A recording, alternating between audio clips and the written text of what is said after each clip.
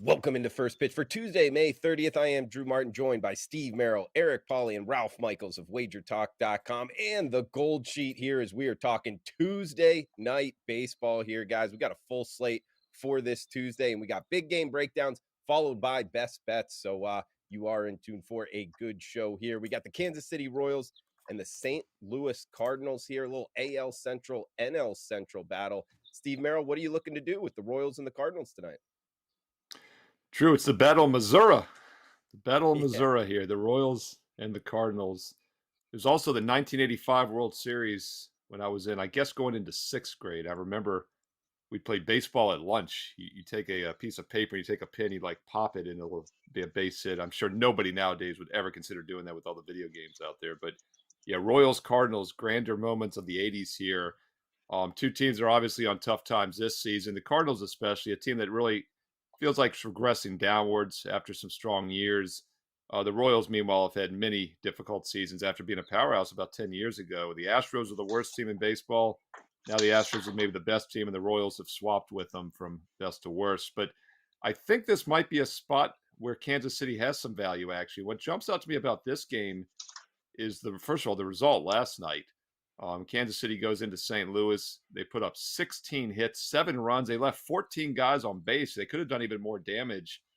So that offense looks like it's heating up now. This team has now had double-digit hits in 3 of their last 6 games. They've had 11 hits or more. In fact, they've had 9 hits or more in 4 of their last 6 games. So I do think there's a little bit of offensive momentum with the Royals, who are just 3-3 straight up during that span. But then you look at the Cardinals, back-to-back losses, including that shutout loss yesterday. And as I'm sure Ralph Michaels will talk about, his son Jeff last Friday on Wager Talk today had a great chart about teams coming home after extended road trips. And once you get to 6 or more games, it gets even worse. And the Cardinals returned home after a 7-game road trip yesterday and got shut out. So maybe a little bit of a better effort here. But they've got another road trip on deck at Pittsburgh and Texas. This is a really strange scheduling spot for St. Louis. 2 home games against Kansas City. They barely get back in time to do anything. It's almost like it's a road game for them, a road trip, as they're going right back to Pittsburgh and Texas after this. And I don't think they necessarily turn things around tonight offensively. This team is struggling. Just 2 hits in that shutout loss yesterday, and it wasn't misleading. They only left 2 guys on base in that game. Didn't come anywhere close to matching the 7 runs that Kansas City had. And this is a team that's now had 2 hits in 2 of their last 3 games. And they've had 8 hits or less in each of their last 6 games. Once again, Kansas City, 11 hits or more in 3 of their last 6. St. Louis, 8 hits or less in each of their last 6. So Cardinal team total under, Royals team total over, maybe just Kansas City at that money line underdog price is worth a look tonight on Tuesday in this battle, part 2 of Missouri. Steve Merrill, WagerTalk.com. Bring in the goods here, guys. We got Ralph Michaels up next, batting in the 2-hole here. Ralph, anything on, I guess, returning home after the road trip? Your son brought the heat last week, man, with a great chart that had some great statistics in terms of wins, losses, and how much it does matter. But I'm also seeing the Cincinnati Reds here, big plus price next to them. Ralph, what are you looking to do here with the Reds and the Red Sox tonight? For all of those that don't know, Steve, thanks for that mention to him. Teams that come back from 6 or more games, have rest, and are a home dog have been a horrible play. He brought that last Friday on Wager Talk today, and Arizona was the one team that filled in, and they lost handily. Steve, I went to the database while you were talking. Those teams that were on at least a 6-game road trip lost the first game at home have been a slight positive. So no wow number there, but they have been a positive in the second game home after that home loss. Drew, I am going to go and I'm going to say this. My big game breakdown actually turned into a best bet. I actually released it to my clients. I started breaking this game down. I said I liked it. I looked at it more. So this is my underdog game of the week. Do not buy my plays today. You're going to get both of them for free. And I'm going to go on the Reds plus 155. It's lively and bellow. Now, the Reds are in a great situation. If you swept a division foe and now you have rest and you're on the road, you've been in a 70+% situation with an average line of minus 114.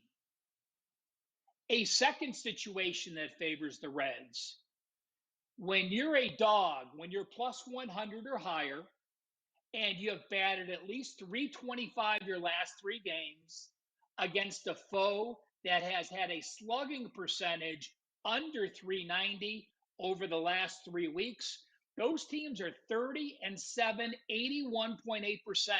And then you look, the Reds have batted 333 the last 7 games. They've averaged 13 hits their last 5 games. They've actually been pounding the ball. And the Red Sox bats have been sleepers. In the last 9 games, they've topped 8 hits only once. Cincinnati, no way should they be a plus 155 dog. I'm on the Reds tonight.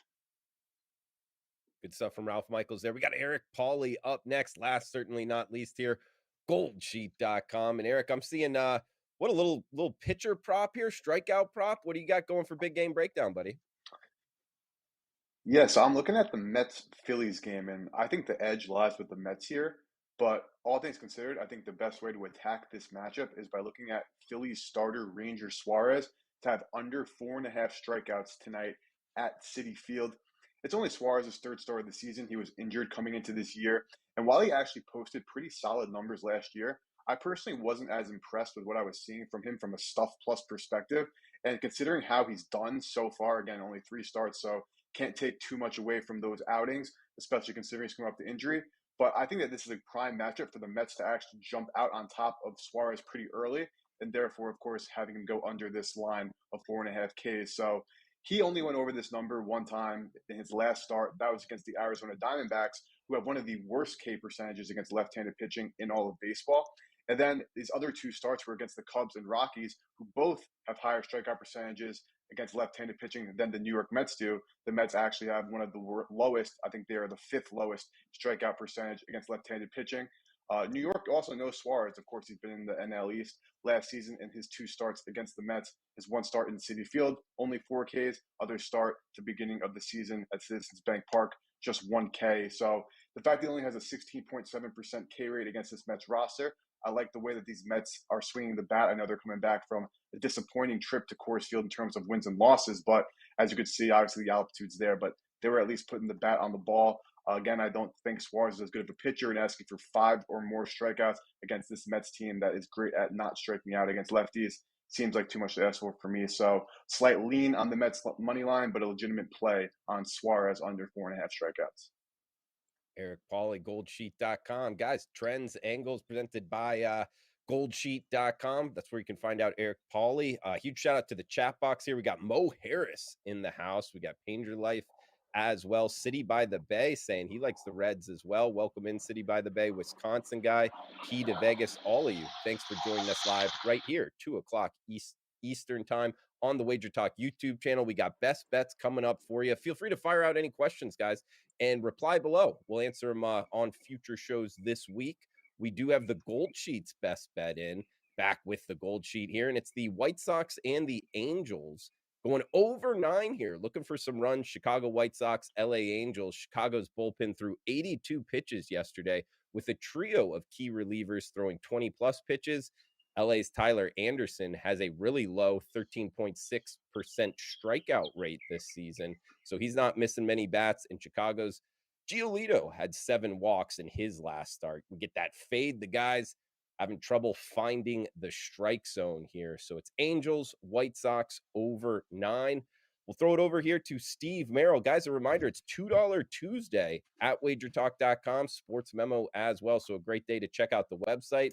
And a great person to check out as well is Steve Merrill. Steve, huge shout out to you for hosting for me yesterday on First Pitch. Hopefully you enjoyed the Memorial Weekend. I loved watching the show, seeing you with the American flag, man. Love the patriotism there. Any final thoughts for the show? God bless America. And where are you heading for best bets? Yeah, I mean, it's an American sport, baseball, right? It's probably the most American sport of all. So it's always fun to talk baseball Memorial Day. So I enjoyed filling in for you yesterday, Drew. Thanks for having me. And going to talk about a free baseball play, a free play for late Tuesday night on the West Coast between the Yankees and Mariners. Quick reminder, I do have 2 strong best bets tonight on Tuesday for my personal clients at WagerTalk.com. It's a 2-for-1 special if you want to try it out tonight on Tuesday. Or the best deal, of course, is a direct subscription And how would you like to get the next 3 months plus for less than $6 a day? You can do it right now with that Memorial Day special. I know yesterday, Monday, was Memorial Day, but we're extending it 2 more days. The last 2 days of May here gets you every best bet, every sport, every day through Labor Day, which is Monday, September 5th. So that's right. You get some NFL and college football included. You get the rest of the NBA season, the complete NBA finals, and baseball every day and night for the next 3 months for less than $6 a day. No promo code needed. Check it out right now on my page and everyone's page, Steve Merrill, WagerTalk.com.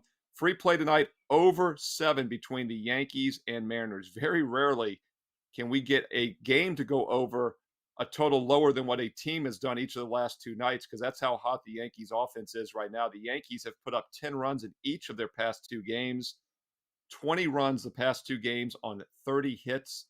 To say they're heating up offensively would be an understatement, and it is something to pay attention to. They've been a really streaky offensive team this year. They were the best underplay in sports a couple months ago when Aaron Judge and some other guys were out of the lineup.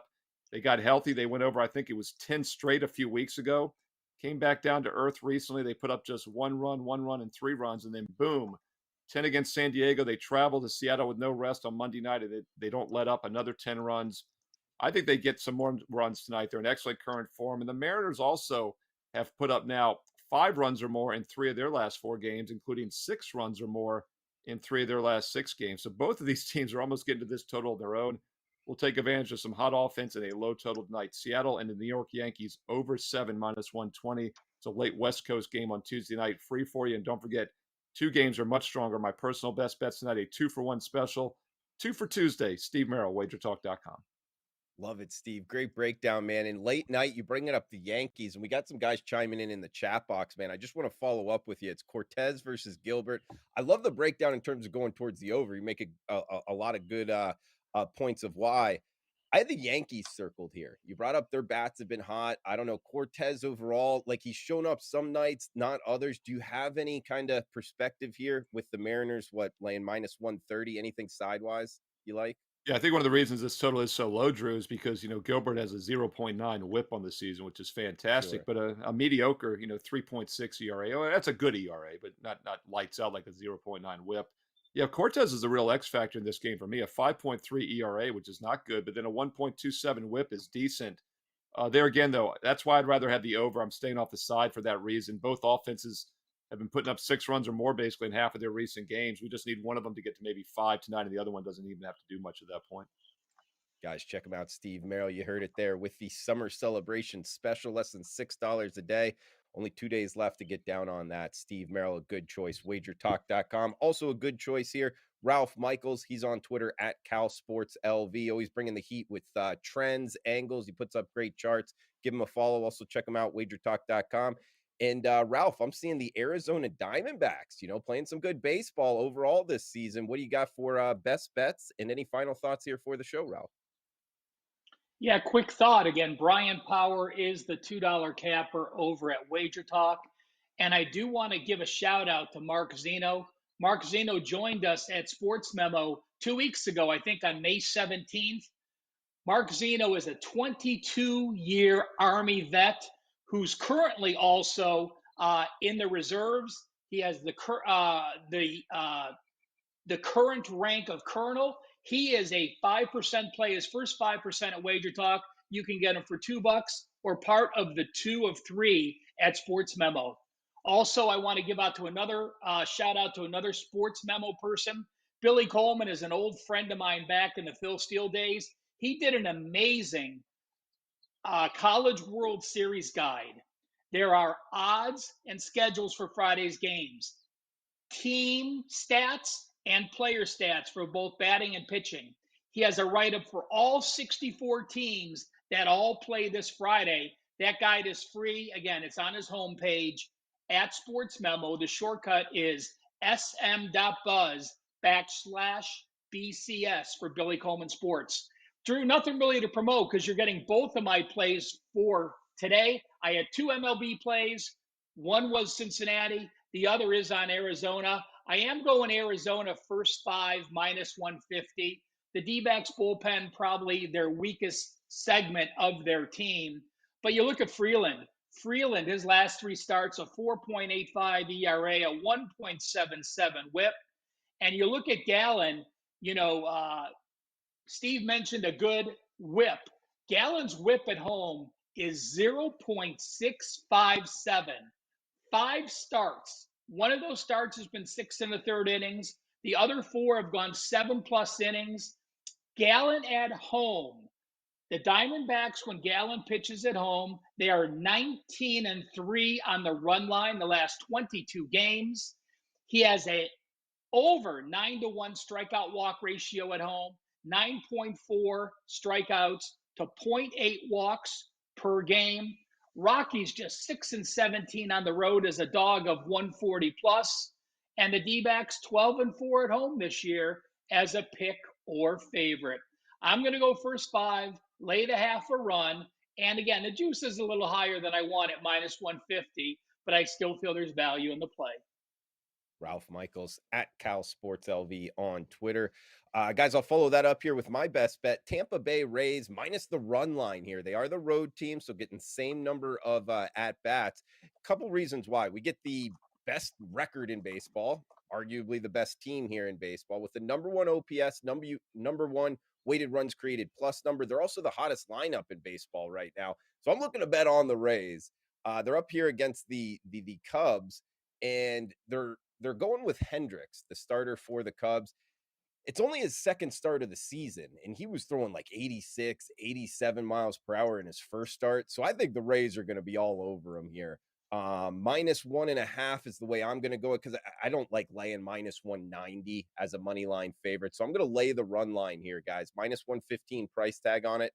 And that is the best team in baseball, at least to this point, in the Tampa Bay Rays, guys. And last thing, the best pitcher for the best team in McClanahan. It's Shane McClanahan day. So all of that putting me on the Rays -1.5 for my best bet. Throw it over here to Eric Pauly, guys. Goldsheet.com. Eric, anything you want to promote here at Goldsheet? Any final thoughts for the show, for the MLB bettors? The floor is yours, and where are you heading for best bets? Yeah, Gold Sheet's daily stat sheet back up and running. We had a little bit of a technical difficulty yesterday, but everybody who was a subscriber to that obviously got a day extended. So we'd like to apologize for that little hiccup yesterday for not getting the stat sheet out. It was beyond our control. Back up and running. And of course, all of the plays from the Gold Sheet, including my plays as well, are on Sports Memo and Wager Talk. So make sure to check that out as well. And of course, the $2 Tuesday handicappers on both Wager Talk and Sports Memo. And going for a best bet of the day, I'm looking at the Toronto Blue Jays Milwaukee Brewers matchup. I think there's a couple of ways to approach this. Now, like I mentioned in my big game breakdown with the Mets, I like the Ranger Suarez under Ks as well as the Mets money line. And looking at this game, I like Yusei Kikuchi, the starter for the Toronto Blue Jays, to have 5+ strikeouts as well as the Blue Jays money line. I would play the Blue Jays money line at their current price tag of, I think it's about -145, probably good to -150. I'd also play Kikuchi's normal strikeout prop line of 5.5, or you could just do a same game parlay of Kikuchi 5+ strikeouts as well as Toronto money line to lower that price tag a little bit to about -115. And the reason why I'm looking at this game is, for starters, from a power ranking perspective, though the Blue Jays have had a little bit of a rough go in the past couple of weeks, I still rate them much higher than the Milwaukee Brewers. Shouldn't say much higher. I think I have the Blue Jays at 10 and the Brewers at 15, but still there's a nice disparity there. And looking at the Brewers against left-handed pitching, I know Kikuchi, some of his numbers are not great this season despite having an overall better year, but his FIP and xFIP much higher than you'd like to see. But he's been a much better pitcher at home, and the Brewers just cannot hit left-handed pitching to save their lives. Their 31% plus K rate on the season against left-handed pitching is honestly astonishing. And if you break it down to just the month of May, they still have a 25.6% strikeout rate in the month of May, which is the third highest in all of baseball. Kikuchi's been on and off with his strikeouts. He's gone over this number 4 times, but he's also had a couple of starts with just 2 or 3 Ks, putting him only in the 40th percentile in strikeout rate. But when you look at his whiff percentage and his chase rate, he's above the 50th percentile in both, 60th in whiff percentage, 54th in chase rate. Milwaukee whiffs at the 5th highest rate in all of baseball. So, again, you're giving me the better team straight up in Toronto at an affordable price, giving me a left-handed pitcher who has had a good season this year against a team that is on all cylinders, just cannot hit left-handed pitching and strikes out a ton against them. And you have, again, a nice matchup where Kikuchi's strength has been in inducing whiffs against a team that whiffs one of the most in baseball. So I like the Blue Jays money line. I like Kikuchi over 5.5. If you have any doubts about the Kikuchi prop, you could certainly just do a same game parlay with Kikuchi. 4+ Ks, I think, is about -115.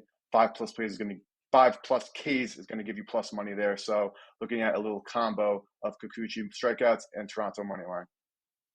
Eric Pauly, goldsheet.com. I like the breakdown there, Eric. And just a little follow-up for you. I say tongue-in-cheek here. The last place Toronto Blue Jays, of course, in the AL East, over 500. It just kind of brings a little bit of a chuckle. Do you think they have a shot to kind of reel in the Rays, make the playoffs? Who do you think wins the AL East, Eric? So the Rays, of course, I think are just the best overall team. Obviously, having Glass now coming back is huge. But then again, you have Springs and Rasmussen down. The Yankees, I love to hate on the Yankees just being from New York, and I have a bunch of Yankee friends, but I cannot discredit how good they have been when they did not have Judge, and obviously Aaron Judge playing the best team in baseball.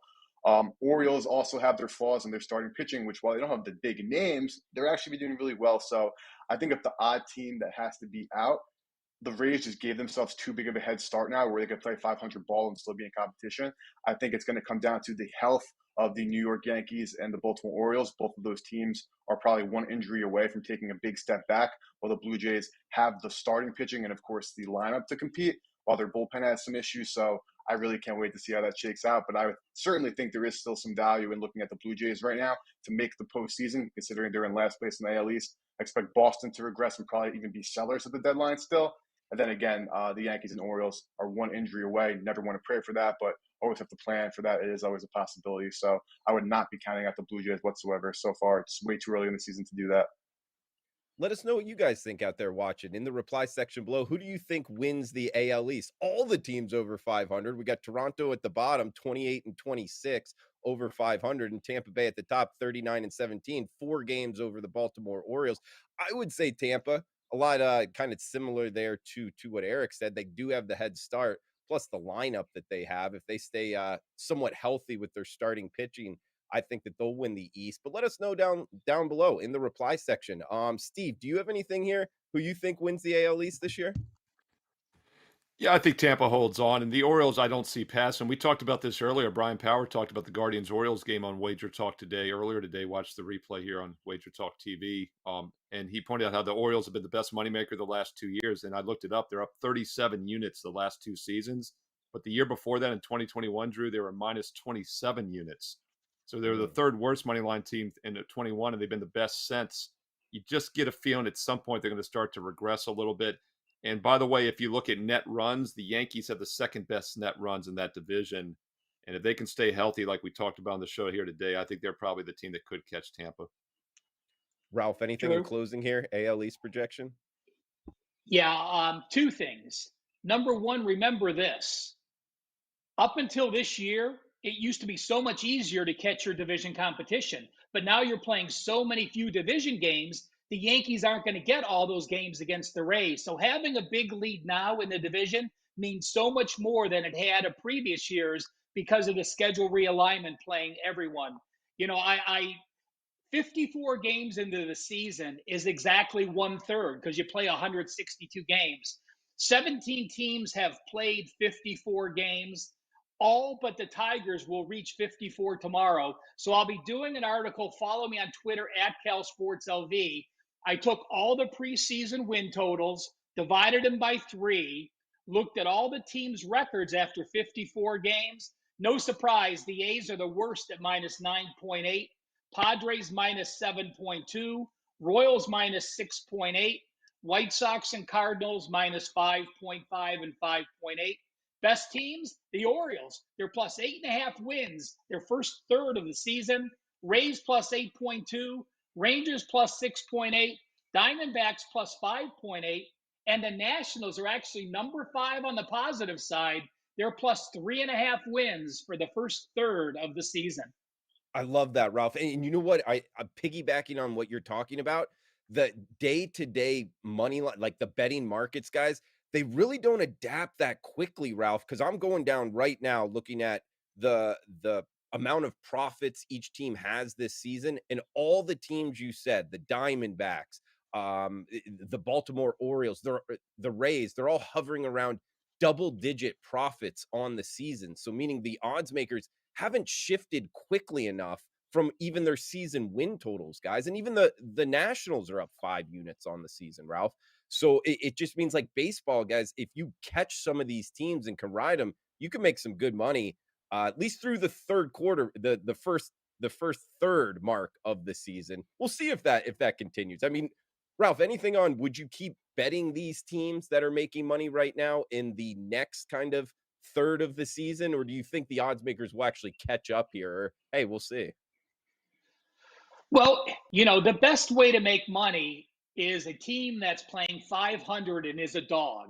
When a team like the Rays goes on a 10-game win streak, Vegas and everyone automatically adjusts. The Oh key yeah. looking forward is to looking at those last 5 games, last 7 games, last 10 games, finding those dogs that are playing well, where if you go 4-4 over an 8-game stretch, you're making money. So to me, that's who you keep an eye on. The Marlins and the Rockies are teams that are plus 2.5 and 2.8 wins through the first third of the season. And if you were playing the Rockies at home, you're getting a fair price. Their record is so poor because they play so poor on the road. But again, those are the type of situations I want to look for. Yeah, the Rocks over 500 at home, 9-17 on the road, guys. So good stuff from Ralph Michaels at Cal Sports LV on Twitter. Steve Merrill, check him out, wagertalk.com. Eric Pauly, thegoldsheet.com.